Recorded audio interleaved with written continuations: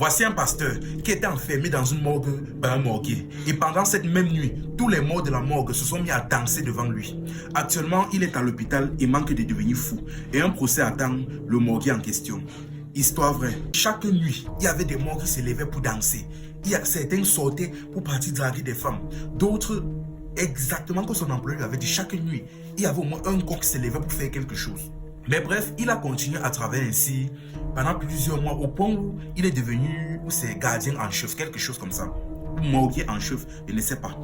Maintenant, un jour, un apprenti a été pris dans la morgue. Sauf que l'apprenti en question, on avait oublié de lui expliquer les choses, un peu comme on avait expliqué à Cédric, ainsi que certaines règles à suivre. Au début, il a bien travaillé, il n'était pas encore tombé sur le surnaturel.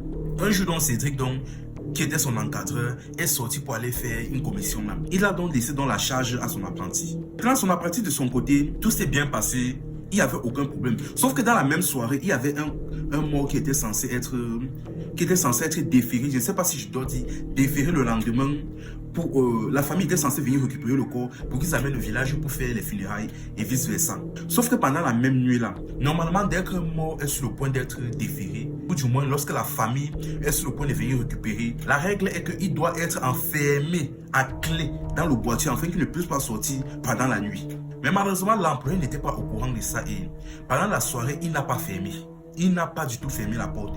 Et le lendemain donc, quand la famille donc est venue récupérer leur défunt pour partir faire les rituels et le deuil, lorsque l'apprenti est parti pour chercher, il n'a pas vu.